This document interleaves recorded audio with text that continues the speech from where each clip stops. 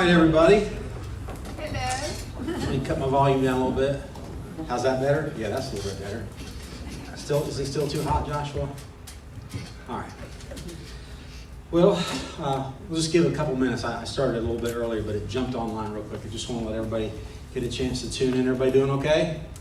That's where y'all were last week. Where were all y'all last week? I was there. Okay. 16, we had 16. 16? Yeah, Okay.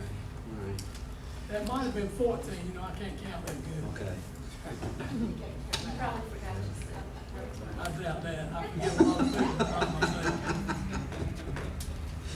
All right, well, if you would open your Bibles to Acts chapter 27. We are so close to the end of Acts, which means I arrive at the most difficult part of my job, figuring out the next book. See, once I make that decision, it's smooth sailing. Once, I just go to the next verse, next chapter, but picking that next book, I guess it should be getting easier since there's only 66 books, and I think I've taught through, I don't know, we've probably done 12 to 15. I'd have to look back and see what we've done so far, whether it be in here or on Sunday morning. But anyway, let me open us in a word of prayer, and we're going to dive right in here, okay? Father, we thank you for another day of your grace. Thank you for my time away with family and keeping everything stable back at home and here at the church, and just the blessing of being back. I wish I could say that I was rested, but that is usually not what happens on a vacation. But I am glad to be back and be safe and to be welcomed here by these folks that I love very, very much, and to have another opportunity to open your word and to see what you have to say to us, what you have to teach us, how you want to guide us and direct us, and then where we can share our heart with you, and you can mold us and shape us through prayer as we begin to understand and seek out your will in our lives and in the lives of those around us. And so we pray that you'll bless this time, and we ask it all in Jesus' name. Amen. Amen. All right, so I don't remember what Paul was in last week. No matter, because I'm not. He was in Hebrews, okay. Because we're going to pick up, but I want to remind you where we were. Paul, for 2 years, has been in Roman custody under Festus and Felix, and he has been held without a formal charge. All right. Now the Jews had their accusations, but there was no formal charge that was given, and that was the last thing we saw at the end of chapter 27. At the end of 26, is that Felix or Festus, whichever one it was seeking to understand, well, what do I send in this letter to tell Nero that this guy is charged with, so Nero can make a judgment against him. So for 2 long years, Paul has gone through 2 different governors. He's avoided a couple different assassination attempts by the Jews in Jerusalem, and he has ultimately pleaded. Has expressed his desire to plead his case before Caesar. And in this case, the Caesar would be Nero. And that's what's going to happen. But in order for that to happen, Paul's got to go to Rome. Because Nero's not going to come to him. He's not like a Felix or a Festus. He's going to stay right where he is. And so he's got a journey that he's got to take from Caesarea, and I'll show you where that is in just a moment, over to I was getting ready to say Jerusalem, but no, that's not right. Over to Rome. And under normal circumstances, that would be a 2 to 3 week journey. I just want you to keep that into perspective, because what would be a 2 to 3 week journey, I believe as we go through chapter 27, 28, we're going to realize is going to take him about 7 months to get there. That's quite a long layover. All right? It's quite a long layover. And so this is going to be an interesting journey. And we might wonder, this whole chapter, we don't have time to read it and then for me to go back through it, so we're just going to read it bit by bit. But if I had the chance to read it, you might just ask yourself, why did Luke record this to us? This is a detailed account of a voyage where they encounter a hurricane or a tempest and are shipwrecked. And you might ask, why in the world does he include this? Well, I'm going to show you a place in the text where I believe is the reason why he includes this in such detail. But we're going to flesh it out. And I've read a lot of different commentators and stuff. And a lot of people just want to take this whole thing and allegorize it. You know what I mean by that? Like just take this and say, this is what this really means, make an allegory out of it. And you don't need me to help you with that, because it does not take a literal storm and your ability to allegorize that to the storms of life you don't need me to do that. But we can flesh that out a little bit. But I just want us to see what Luke says, because for Luke, who was on this journey and experienced this whole thing, this was obviously very, very important to him. It was a monumental moment in his life, I believe. Okay? So let's see what he has to say. We'll start with verse number 1. And when it was decided that we should sail to Italy, they delivered Paul and some other prisoners to one named Julius, a centurion of the Augustan regiment. So Paul's headed to Rome, and he has an escort who is a centurion. This means this guy is a commander of 100 soldiers. Now, I don't know, and I've read through this whole thing, I don't know if he's got his 100 soldiers with him. I kind of doubt that. It might be hard to get on a standby on a boat when you've got 100 soldiers with him. But nonetheless, this is a guy of some level of importance because we know he commands 100 men. And Luke also gives us a very, very specific detail. I don't want to say that it's important because I don't think it has any theological ramifications for us, but he tells us that he's a centurion of the Augustan regiment. Now, does anybody have any idea what that means? Augustus was who? Augustus Caesar. Now, he's dead. I'm not sure how long ago it was, but he's dead.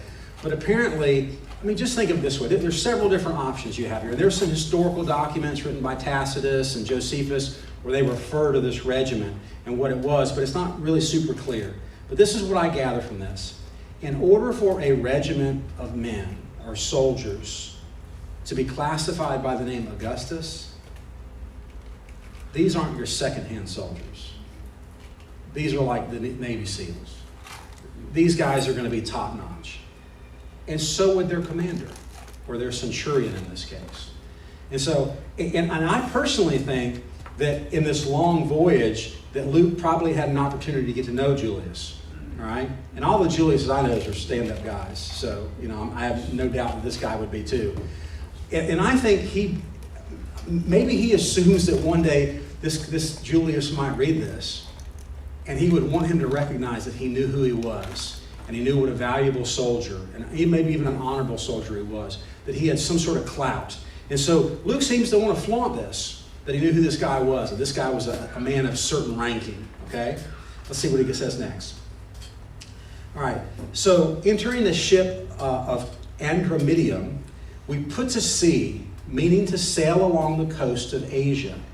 Aristarchus, that's a guy, a Macedonian from Thessalonica, was with us. And the next day we landed at Sidon, and Julius treated Paul kindly and gave him liberty to go to his friends and receive care. When we had put to sea from there, we sailed from under the shelter of Cyprus because the winds were contrary. And when we had sailed over the sea, which is off Cilicia and Pamphylia, we came to Myra, a city of Lycia. Therefore the centurion found an Alexandrian ship sailing to Italy, and he put us on board. Okay, so now, Joshua, you got to hit the button so I can see. Hit the button, and then it's capital GR, the number 8, and smiles. Now the whole world knows the password. So, all right, so here we go.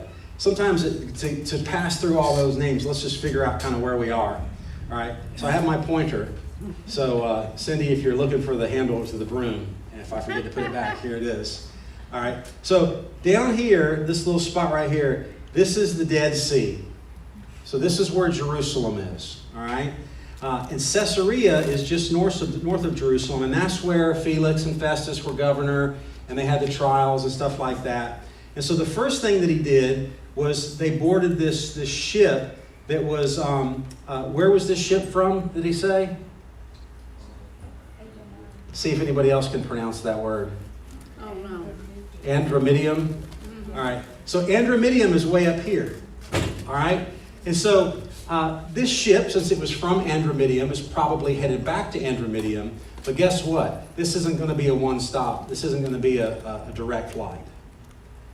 He's not going to be able to get on one ship and ultimately make it there.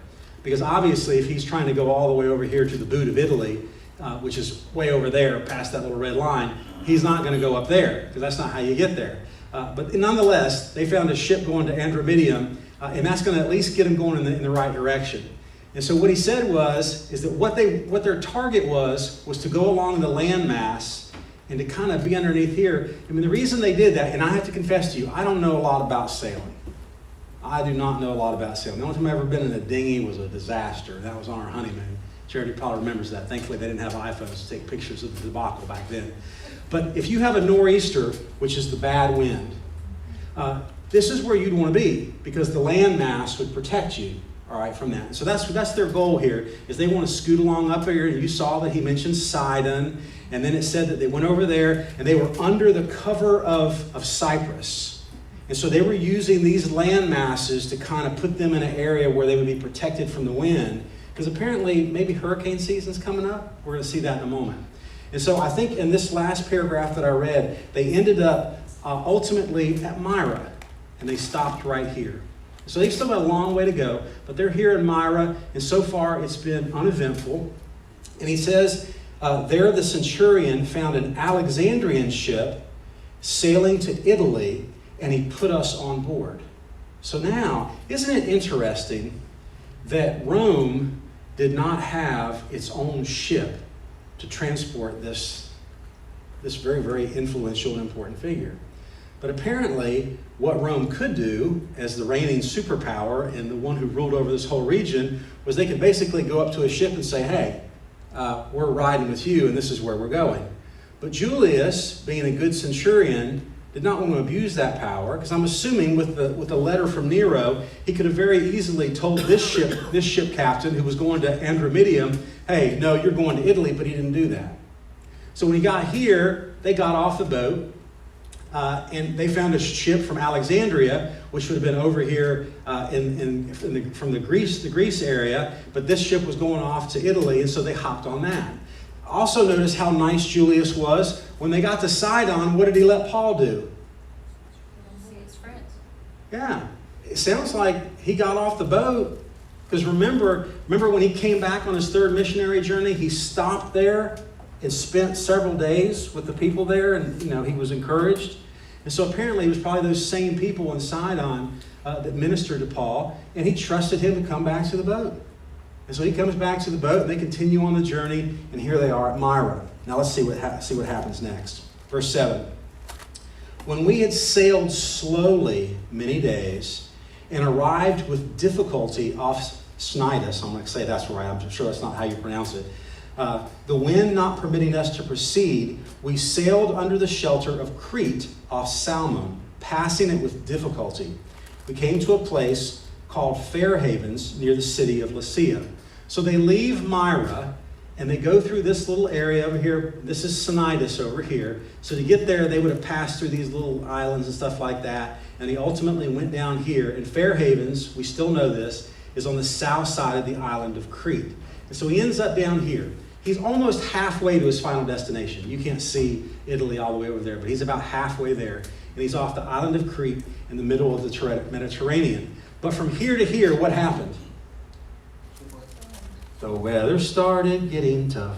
Chinese, you remember that? Okay. So this 3-hour tour is getting ready to be a much longer thing, or this 2 to 3 week tour is getting ready to get much longer. So they barely make it to Fair Havens, which I've had numerous commentators and pastors mention that Fair Havens must have been named by the community board or something like that, because a fair haven it was not, especially during the winter when Paul was going to be there, as we're going to see in a moment. This was not the place you ultimately wanted to be. But that's where he is now. Look at verse number 9.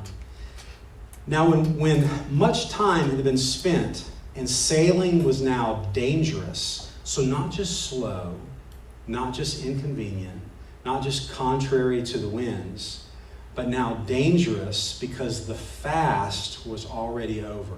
Now what Paul's talking about here is this would have been the fast that was associated with the Day of Atonement.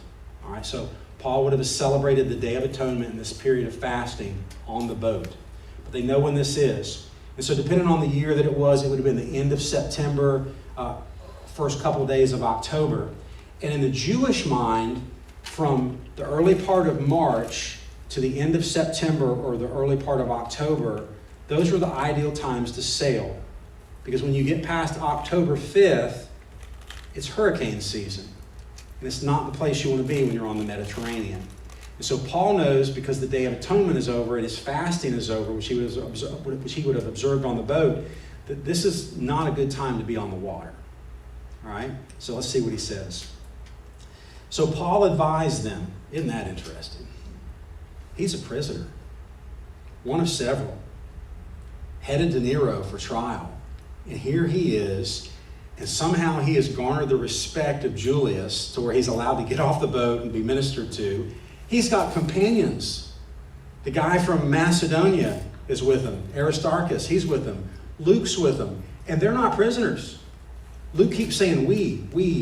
He's there through this entire thing. And here Paul advises him. Now you might think to yourself, well, who was Paul to advise him? Well, look at what he says in Corinthians. I think it's either 1 or 2 Corinthians 11:25. I don't remember which one.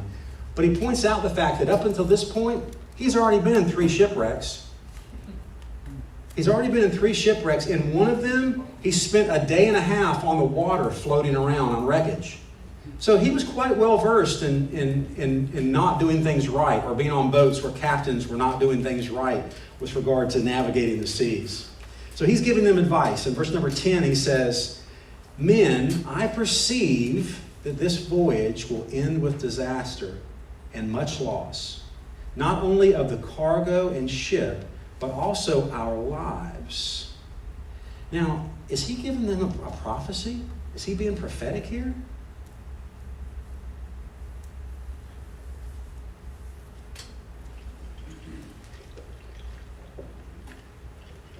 I don't think so. I think that Luke would have been very blatant about it, because you'll see why as we get to the end of this chapter, when he is going to give a word from the Lord, from a messenger of the Lord or an angel. But here, I think Paul he knew the seas.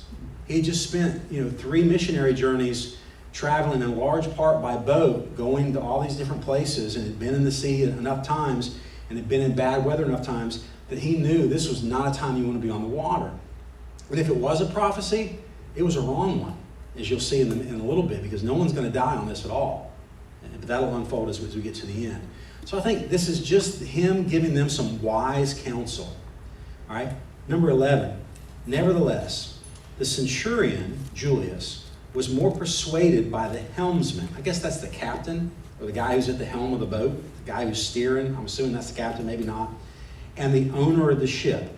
I don't know if the owner of the ship's on the boat, or if this was just the advice. It might have been the kind of thing where when they left Myra, he says, look, come hell or high water, you make sure you get this wheat where it's going. I don't care what it could have been, that sort of thing. I don't have any idea.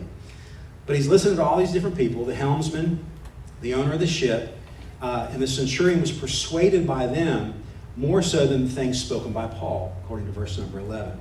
Verse 12, and because the harbor, this is at Fair Havens, was not suitable to winter in, the majority advised to set sail from there also, if by any means they could reach Phoenix, which is right here.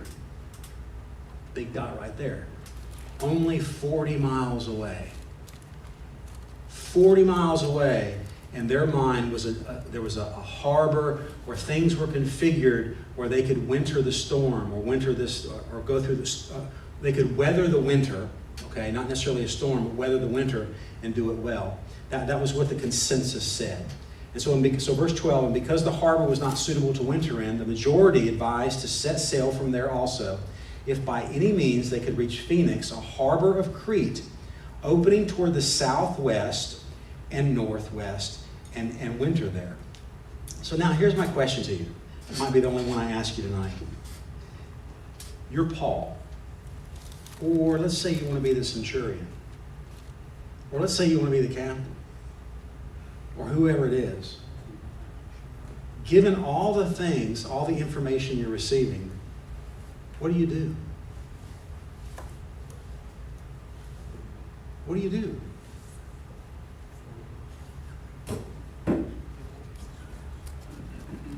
Joshua? It's only 40 miles.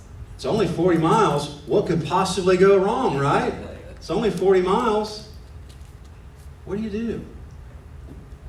I mean, this is kind of a situation, and please, I hope you don't, I hope that you're not, I hope me saying it this way doesn't offend you, but this is one of those you're damned if you do and damned if you don't. It's like, what do we do here? We can't stay in Fair Havens because this is not a place that we can winter. I don't know if it was an option to actually get off the boat and take to land and just hope that, I don't know how bad things would have gotten there. And this is a situation where you're listening to all these different people. You've got the owner of the boat who most certainly wants what to happen? The boat to stay intact. He doesn't want anything to happen to his boat. Get rid of y'all. Yeah, I think most worldly pagan boat captains or boat owners, they're more concerned about the cargo getting to its destination so they can get paid. Now, I'm not saying he wouldn't have cared about the lives of his men, but he probably would have pushed hard and thought to himself, hey, these guys knew what they signed up for. They're sailors, Then you've got the captain or the helmsman, and he's trying to, earn his keep as the captain and get the crew there safely. Because, if they follow that age-old adage that, the captain goes down with the ship, he doesn't want them to die because he doesn't want to die either. And he's sitting there. You got this centurion who would seem has the power to make this ship either stay or go. It would seem that he has that authority from this story, because it says that the centurion was not persuaded by these other guys. So I think ultimately the authority that he has from Nero is what's going to dictate this thing, but he's listening to people. So at least he's seeking some wise counsel.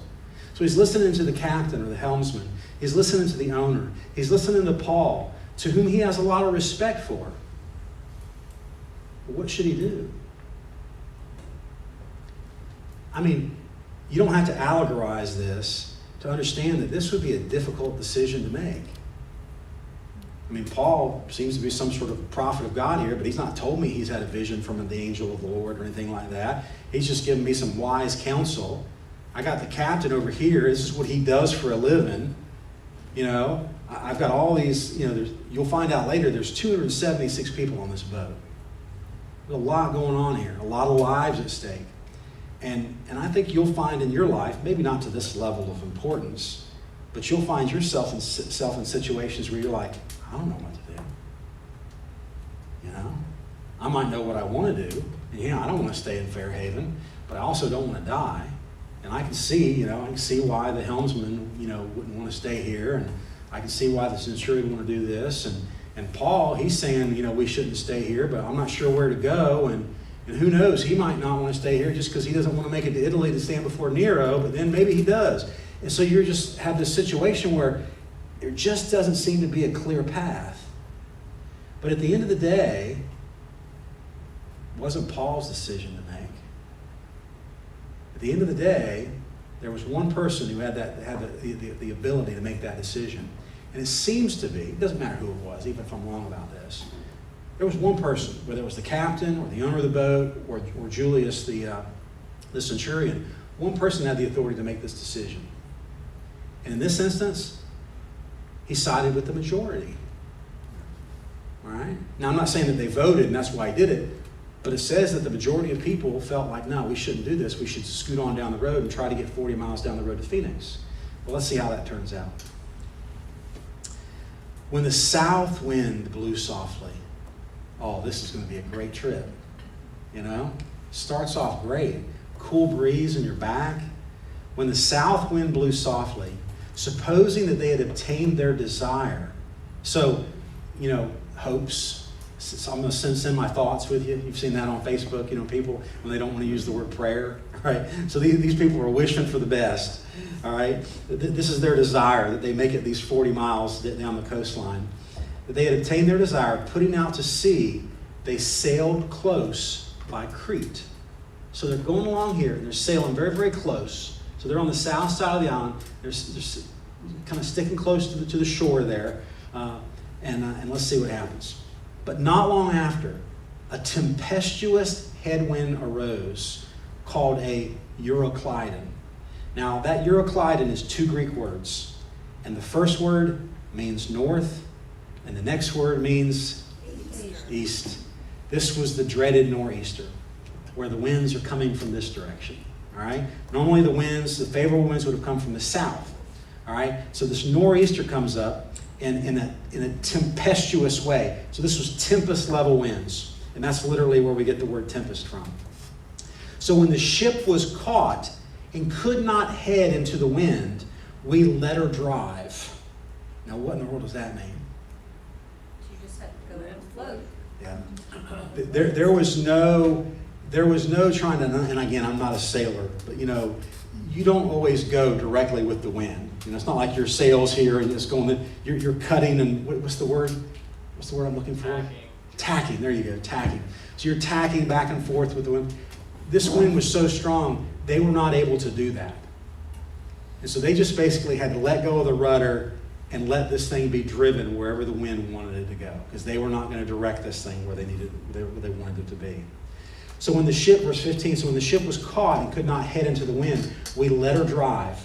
And running under the shelter of an island called Clauda, we secured the skiff with great difficulty. So all along this time, there's a skiff or a dinghy, if you will, a large boat that would allow them to get from a small boat that would allow them to get to the shore once they were anchored off an island.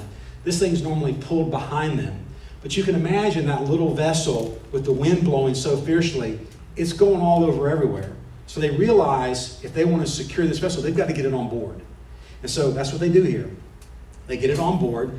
Verse 17, when they had taken it on board, they used cables to undergird the ship or the skiff, and fearing lest they should run aground on the Syrtis Islands, they struck sail and so were driven. So up until this point, this boat was being driven by the wind without sails up. And now they're worried that they're going to hit some sandbars or something, and they realize that they've got to be driven even more by the wind, so they raise the sails, and this boat is hightailing it out to sea. Okay? Verse 18, and because we were exceedingly tempest-tossed, the next day they lightened the ship. On the third day, now how do they lighten the ship? Okay. Thank God they're not throwing people overboard. All right. But we'll see in a little bit that they were carrying wheat. All right. So this was a common thing from going from this part of the world to that part of the world, carrying large boats full of wheat. All right. And so they start throwing the wheat overboard to lighten the ship so that it would maneuver better. And on the third day, we threw the ship's tackle overboard with our hands, with our own hands. What does he mean by the tackle? Yeah, not fishing tackle. Yeah. This was all the things that they needed to steer this boat. The ropes, the gambrels, the hoists, and all those other different things that were necessary. They would have been very heavy implements. And they're throwing these things overboard, and they're basically now completely at the mercy of the wind. There's not much they can do. I think the only thing they have left is a rudder. Okay? Verse 20. Now when neither sun nor stars appeared for many days, and no small tempest beat on us, all hope that we would be saved was finally given up. And there, beloved, is why I believe Luke wrote this down in such detail. He, Paul, and all 276 people on that boat thought they were going to die. That this was the end.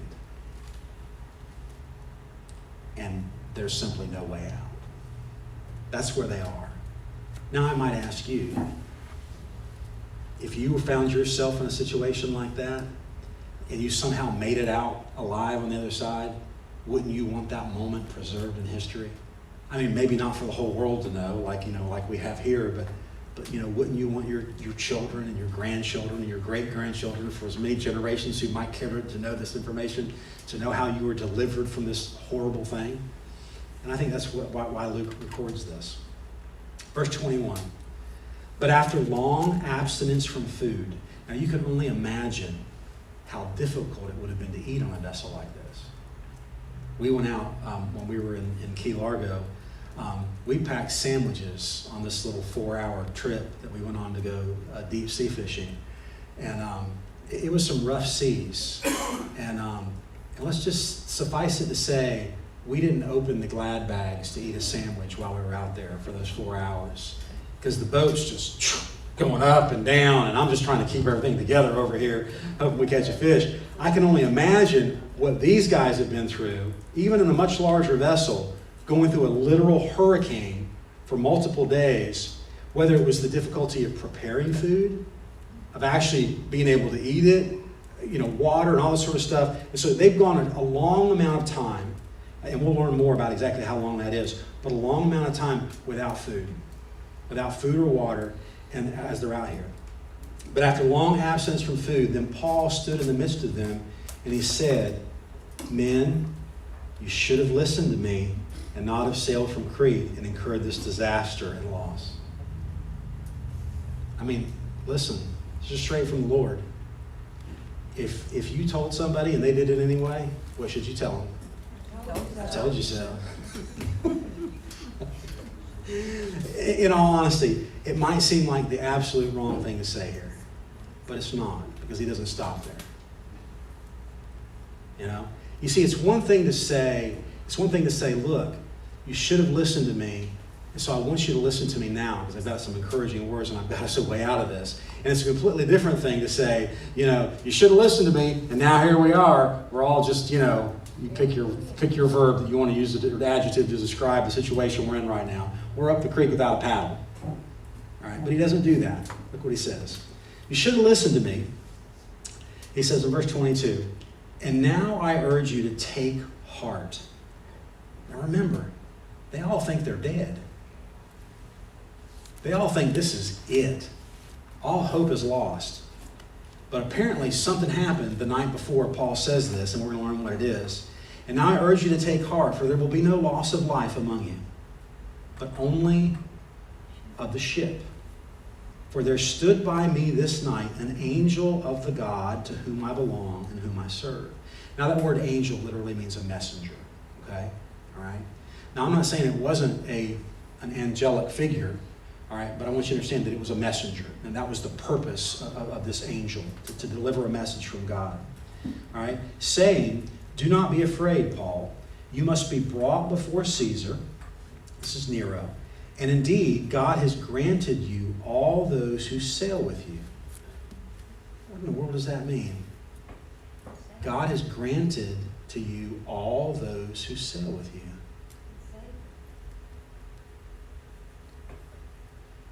Anybody? Anybody else? Does Paul now have 275 slaves? Do these men now all belong to him? So what does he mean to say that he has granted them to him? Okay. What was Paul apparently doing? Pray. There you go. What was he praying for? Their safety. For their safety in their lives. So this is the first mention of the Lord in this whole passage, And I'm sure there was a lot going on. I'm not saying that Paul was sitting there silent. It was not his style to remain silent. I'm sure he was talking about the Lord to a lot of people and things like that. But this is one of the key parts of the story, that when all hope was lost, when they all felt themselves as good as dead in the midst of this storm, Paul entreats the Lord, not just on behalf of himself. Not just on behalf of him and Luke and Aristarchus and the handful of other believers, but even these lost pagans, even Julius. Yeah. And he prays for them, and God answers. God answers. Now remember, you're like, I wish God would answer that like that. Yeah, I wish I could experience that too. That sort of clarity. I wish I could experience it too. But you got to remember what I've told you 1,000 times. To whom much is given, much is expected. And Paul is carrying a heavy load, is the one who's pushing and establishing the New Testament church in such a glorious fashion with the help of the Lord, or under the guidance of the Lord. And so he's getting a lot more, but he's doing a lot more. And so the Lord gives him this encouraging word, and he's now sharing it with everyone who's on the boat. And it says there, he says, "Therefore take heart, men, for I believe God that it will be just as it was told to me." He's just told them, no one's going to die, but we're going to lose the ship. Now, no one wants to lose the ship, but if it means no one's going to die, okay, we can handle that. All right? You've all heard or been in a situation, you know, somebody calls you up, their kid's in a car accident, your spouse is in a car accident. Are you okay?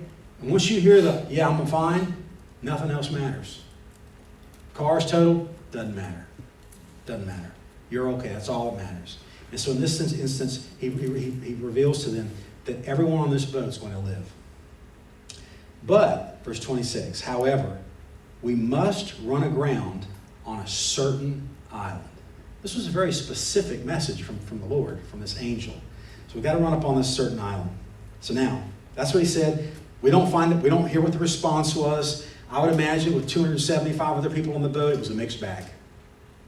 You know, Aristarchus and Luke are saying, oh, man, I'm glad our prayers were answered. I'm glad the Lord revealed this to you, Paul. Thank the Lord for that angel. I imagine that there were some pagans on the other side of the boat, some soldiers who thought this was a bunch of hokum, whatever that word is. Hopefully that's not a cuss word.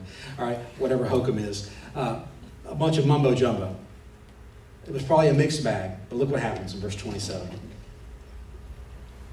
Now when the 14th night had come, as we were driven up and down in the Adriatic Sea. So they're caught in this tempest for 2 straight weeks. 2 straight weeks in the middle of this hurricane. When the 14th night had come, as we were driven up and down in the Adriatic Sea, about midnight, the sailors sensed that they were drawing near some land. Now, I don't know how they sensed it, but they did. And they took soundings and found it to be 20 fathoms. So they had this way where they could send a sound down and the amount of time that it takes back or something like that. Kind of like using metal cans, strings from treehouse to treehouse, that sort of a thing. We'll just make that up, all right? So they were able to determine that the boat was getting shallower, okay? They were using the Garmin fish finder to do this, is what they were doing. Then, fearing lest we run aground, notice the we there. Remember, Luke's involved in all this. He's right there in the midst of all this. Then, fearing lest we should run aground on the rocks, they dropped 4 anchors from the stern and prayed for day to come. And as the sailors were seeking to escape from the ship, when they had let down the skiff into the sea, under the pretense of putting out anchors from the prow. So, you got 276 people. You got rough seas.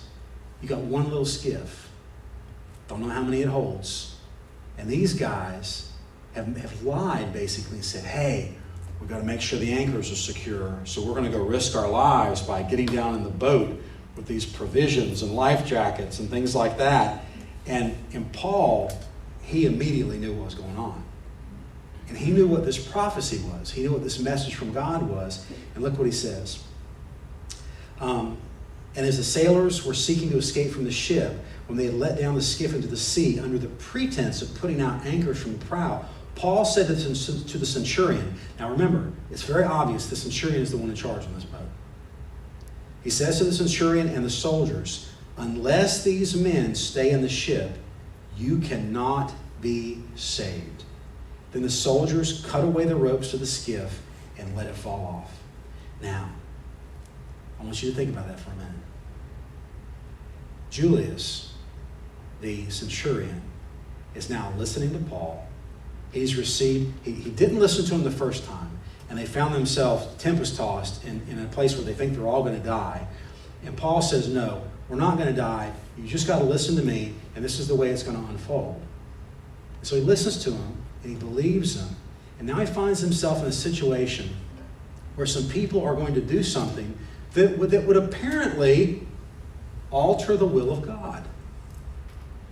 All right? In other words, this was in some way, this plan was in some way conditional. And I can't wrap my head around that, so don't struggle with that too hard, because he's God and we're just us. But that's what it says. In order for this to unfold like I'm telling you to, these guys can't leave this boat.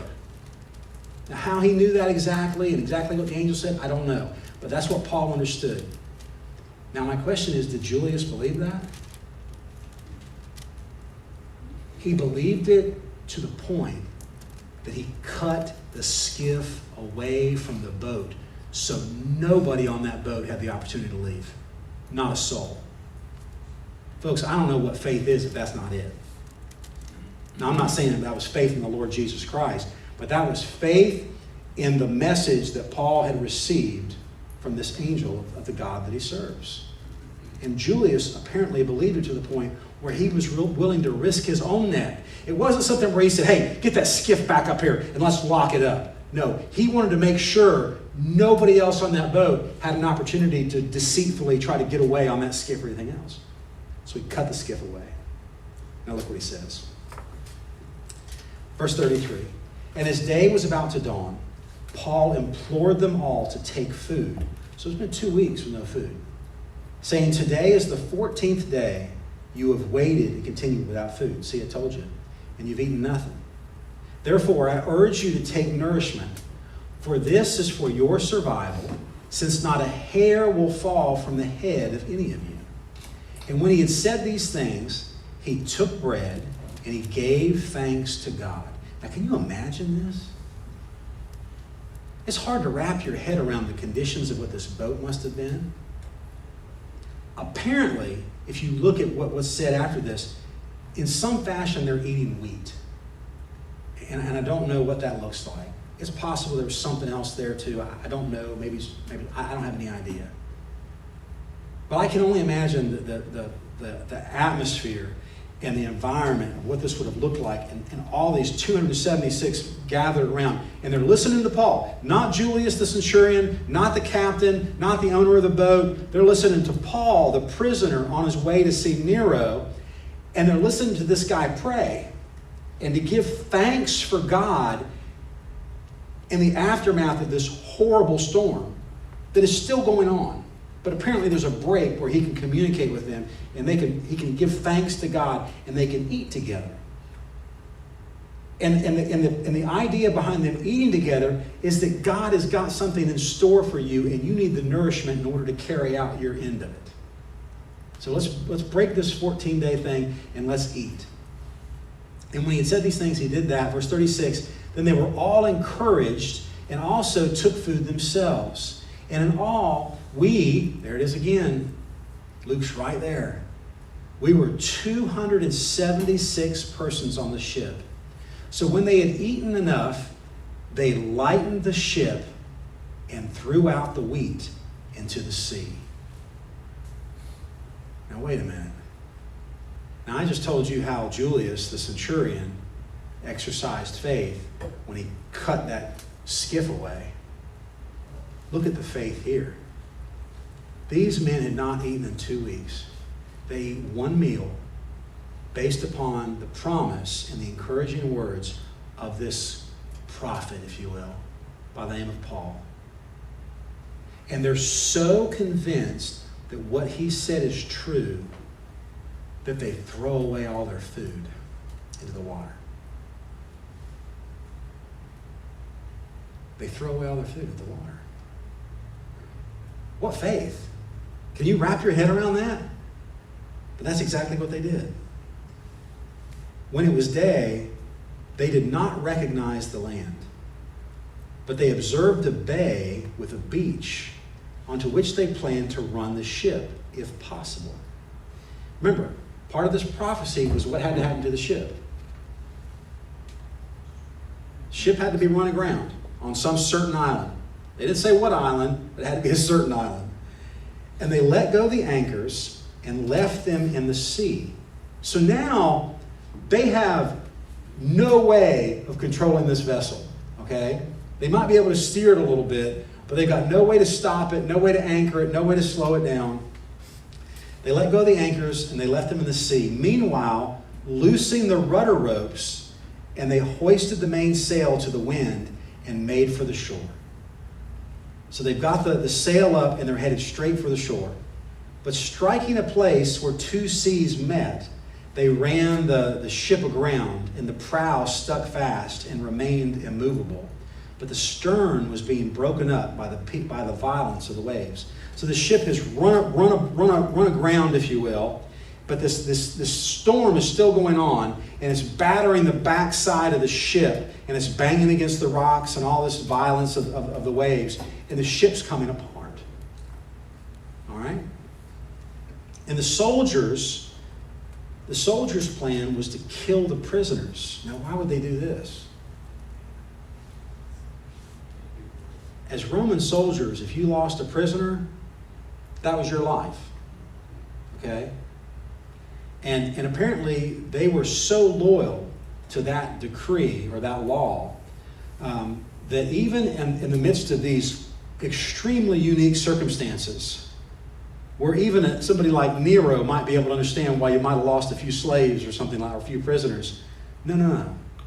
They were loyal to a fault, and they were ready to kill these guys. So the soldier the plan was to kill the prisoners, lest any of them should swim away and escape. But the centurion, now listen to this, wanting to save Paul. Now that was his job, to get Paul to Nero. And he knew in order to do that, because he believed what Paul had told him, that everyone was going to live, that these guys couldn't die. Just like that boat couldn't, just like certain people couldn't make it ashore. No, that wasn't a part of the plan of God. Also, nobody can die on this boat, whether it be from waves or from a soldier's hand. So the centurion, wanting to save Paul, kept them from their purpose and commanded that those who could swim should jump overboard first and get to land. And the rest, some on boards and some on parts of the ship. So you literally have the swimmers, which would not have been me, by the way, all right? I can tread water, but I'm not going to make it to shore without holding on to something. Other guys are grabbing onto boards that are falling off. Other guys are grabbing onto pieces of the ship, and they're all just, kicking their way to shore, all right? And then it says, and so it was that they all escaped safely to land. They all escaped safely to land. And so Paul's prophecy, that's the end of chapter 27. So Paul's prophecy, or his word from the angel of the Lord, that all would be saved except for the ship and the cargo, was absolutely true. Now, we've just got a few minutes. What do you glean from this? What does this speak to you about your life and the storms that might come? What resonates with you about this? God is still in control of our lives. God is still in control. Yep. Anybody else? My first thought was, God's always in the middle of the storm. Yeah. He doesn't leave our side, and He sends us those words of encouragement. He sends us reminders for us to be thankful even when we're going through those difficult times. Yeah. What else? Be like Miss Weezer used to say, God brings you to it, He'll take you through it. Yeah. If He brings you to it, He'll bring you through it. Anybody else? I think there's something else important here, but I want to see if anybody else comes up with it.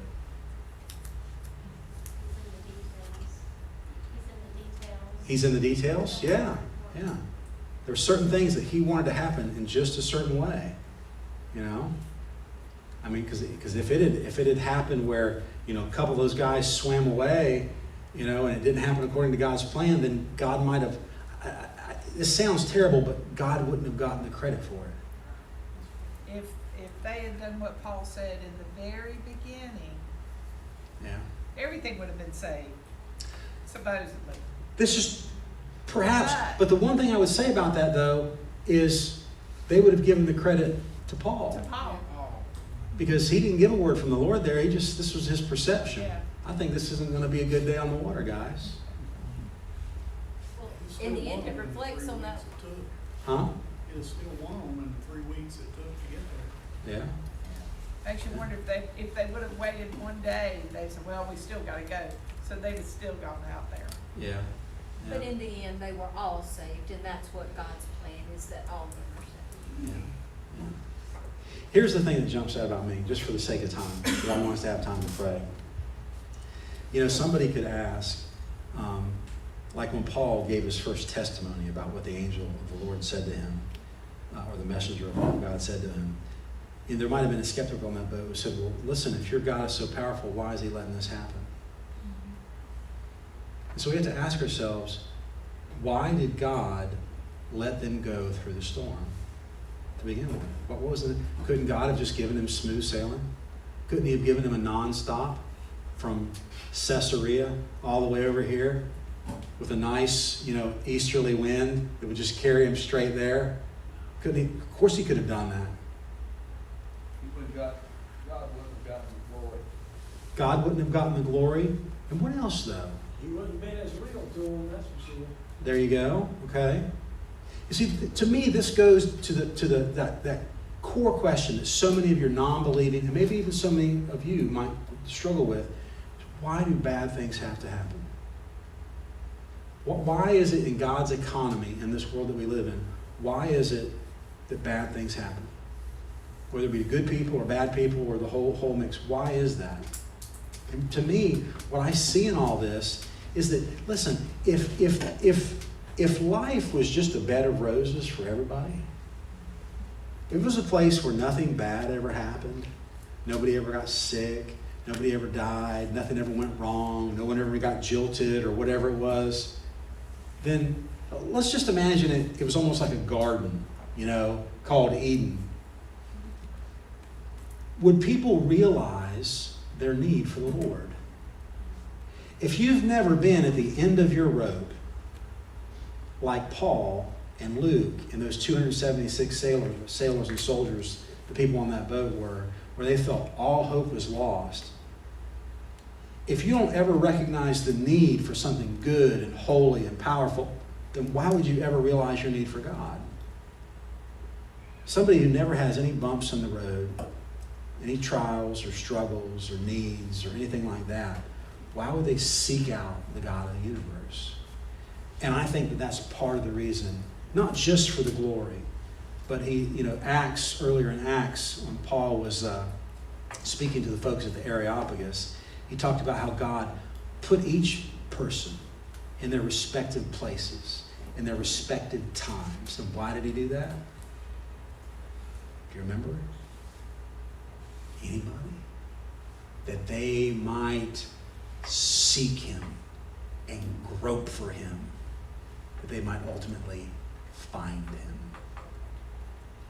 And so in the midst of the storm and the darkness and this horrific need, put him in a place where somebody had the answer, and that answer came from the Most High God, who proved himself to be true and accurate. And I wish we had a better account. I wish that there was a baptism and they all hit the shore, and all 273. We already know that Aristarchus and Luke and some of the others are believers, but that would have been a great thing to hear. But we just don't get that account here for whatever reason. Maybe Luke will give us some more details in Acts chapter 28. But I think that should encourage you that God's got a reason for allowing these storms to occur in our life. And it might be so that the non-believer will be stirred to such a way that they might seek deliverance from this storm, whether it be a literal storm or something else. But also that they might see your response to the storm and how you deal with it. And if you go back and read this again, I think you'll come to the conclusion, like me, that before Paul's message from the angel, Luke doesn't say that everybody but me, Paul, and Aristarchus lost hope. They all had lost hope. I think there was a time where Paul and Luke felt like this was the end of the journey. This was it. Wasn't how I thought it was going to go, Lord, But I think that's what they thought. But ultimately, from that encouraging word from the angel of the Lord, Paul had an opportunity to demonstrate that genuine faith. And you have that, but you wouldn't have that opportunity if God didn't allow you to go through certain storms, like cancer, or the loss of a loved one, loss of a spouse, whether it be through death or divorce or whatever it might be.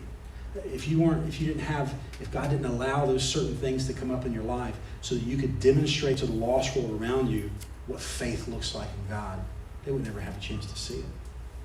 That makes sense? Anybody have any questions? Anybody need a small broom handle? Miss Cindy. It's for short people. All right, let me pray for us. Father, in the same way that Paul, he broke that bread and he gave thanks to God. And I don't think he was thanking you just for the bread. And so, Lord, I just want to thank you for the storms in my life. And I can't do that for everybody else in this room, but maybe they'd want to utter that prayer on their own right now. I thank you for the storms in my life and the way you have revealed yourself to me and your power to me. Whether those storms were for my good or for my correction or whatever it was, I thank you for them now. And pray that I would learn from those storms, that I wouldn't have to repeat that class, so to speak. But Lord, if those need to come, that others might be able to see me demonstrate genuine faith in who you are and your power and your goodness and your salvation, I welcome them. And Lord, I thank you for the example of Paul and of Luke. And even knowing that as humans, we will find times in our life where the storm seems too much to bear. And we might, our hope might wane. I thank you for your restorative power, your patience and your grace in our life.